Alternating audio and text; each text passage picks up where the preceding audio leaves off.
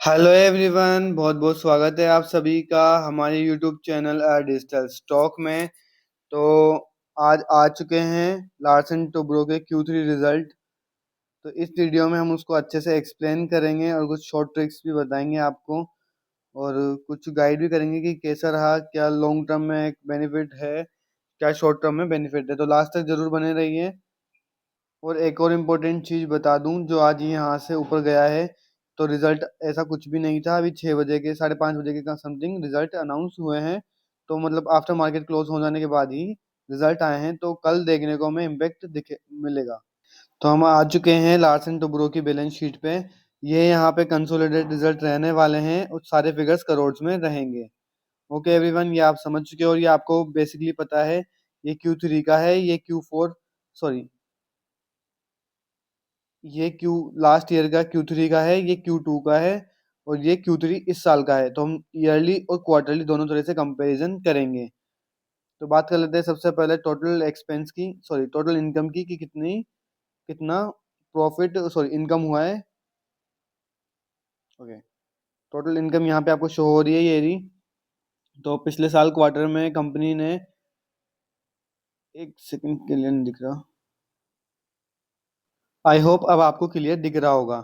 तो 66,000 का पिछले साल कंपनी ने प्रॉफिट सॉरी रेवेन्यू दिखाया था।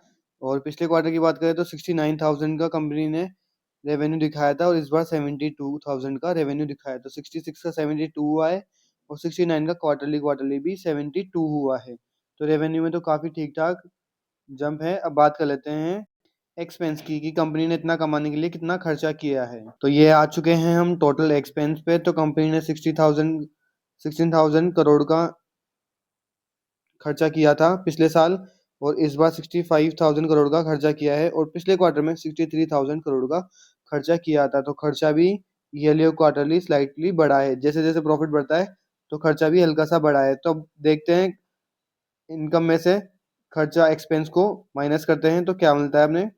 तो वो मिलेगा हमें प्रॉफिट बिफोर टैक्स। यहाँ पे आप देख सकते हैं ये खर्चा था, उसके बाद में उसको माइनस करें तो 53, ओके, 53,000 का बिफोर टैक्स प्रॉफिट हुआ है हमें। एक सेकंड, सॉरी सॉरी वो 5,300 था। ओके, 5,000 बोलेंगे से हम, 5,000 का प्रॉफिट हुआ है हमें।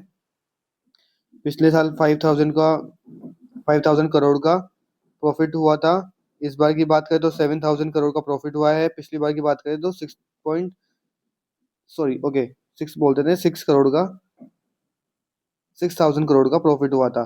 तो 5 करोड़ का तो 7 करोड़ हो गया, और 6 करोड़ का भी 7 करोड़ हो गया। तो बिफोर टैक्स प्रॉफिट में तो काफ़ी अच्छी जंप देखने को मिली है। अब बात कर लेते हैं प्रॉफिट आफ्टर टैक्स में। यह है प्रॉफिट आफ्टर टैक्स की कंपनी के हाथ में कितना प्रॉफिट आएगा। ओके, तो एक बार आप यहाँ से, अगर आपको फिक्स पूरा देखना है तो आप यहाँ पे देख सकते हैं। ओके, तो 3.9 के का पिछले साल प्रॉफिट हुआ था, और 4.6 के पिछले क्वार्टर में प्रॉफिट हुआ, और इस क्वार्टर की बात करें तो 5.1 के का प्रॉफिट हुआ है। तो 3.9 का तो 5.1 के हो गया, और 4.6 का भी 5.1 के हो चुका है। तो प्रॉफिट में तो काफ़ी अच्छी जंप देखने को मिली है। अभी तक यहाँ पे आप बने हुए हैं तो प्लीज़ यहाँ पे बने रहें। हम आगे, कंपनी में एक ट्विस्ट भी है इस बार, तो वो भी मैं आपको ट्विस्ट समझा देता हूँ। काफ़ी यूट्यूबर्स नहीं समझाते हैं कि कुछ एक्स्ट्रा एक्सपेंस भी हुआ है कंपनी का, जिस वजह से कंपनी थोड़ी सी प्रॉफिट में गिरावट देखने को मिली है। तो कल इसका भी एक अलग से प्रॉफिट वो शेयर पे फोकस दिख सकता है। तो मैं यहाँ पे आपको कंपेयर करके भी समझाऊंगा। तो यहाँ पे आप देख पा रहे होंगे कि हमारी नेट प्रॉफिट की लाइन है यहाँ पे। ये जो नेट प्रॉफिट अभी हमने कंपैरिजन किया है, तो आप इसको एक बार अंडरलाइन कर देता हूँ, आप इसको ध्यान में रखना। तो ओके, तो जो कंपनी के हाथ में प्रॉफिट आया, तो ये कुछ खर्चे भी हुए हैं, वो मैं आपको अभी इधर स्लाइड में जाके दिखा दूंगा। और तो खर्चे क्या हुए, क्या प्रॉफिट आया खर्चे के बाद। तो 3.9 के ये कॉमन है यहाँ पे, 4.6 ये भी कॉमन है, बट यहाँ पे 5.1 के को, ये मैं वापस से हाईलाइट कर देता हूँ। 3.9 के यहाँ पे प्रॉफिट हुआ था। ओके, यहाँ पे 4.6 के का प्रॉफिट हुआ था, बट यहाँ पे एक हल्का सा ट्विस्ट है। यहाँ पे 3.8 के का प्रॉफिट हुआ है। तो बात करें एडजस्टमेंट के बाद, तो ये यहाँ पे भी गिरा है, क्वार्टरली और ईयरली भी गिरा है। ये वन टाइम एक्सपेंस था, जो खर्चा यहाँ पे इंक्लूड हुआ है। तो वो क्या है खर्चे, वो जरा देख लेते हैं एक बार। ये एक्सेप्शन आइटम बिफोर टैक्स के हैं। आप देख सकते हो करंट टैक्स और डिफर्ड टैक्स लगा है इस पे।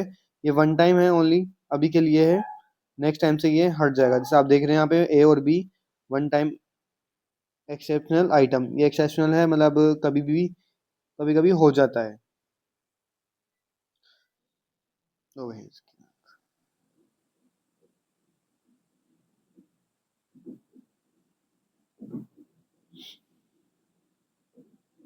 बात कर लेते हैं एक्सेप्शन की। तो एक्सेप्शन मैंने बताया आपको यहाँ पे, ये शायद अगर वीडियो बंद हो गई हो तो आप देख सकते हैं।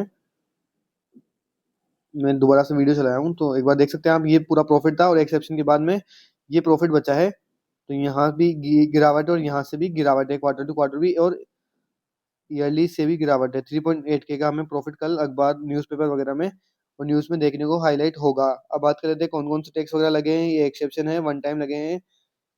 तो आप देख सकते हैं, सॉरी, करंट टैक्स और डिफर्ड टैक्स लगा है ये। तो टोटल टैक्स एक्सपेंस भी लगा है, टैक्स का खर्चे का एक्सपेंस भी लगा है। कंपनी ने कुछ एक्स्ट्रा इस बार कुछ टैक्स वगैरह दिए हैं, तो उसके बाद ये हुआ है। बात कर लेते हैं बेसिक ईपीएस की, कि ईपीएस में क्या रहा। 24 का पिछले साल था, तो इस बार गिर के 23 रह चुका है, और 28 का पिछले क्वार्टर में था, तो उसका भी गिर के 23 रह चुका है। तो 24 का और 28 का 23 में ईपीएस अटका है। और बात कर लेते हैं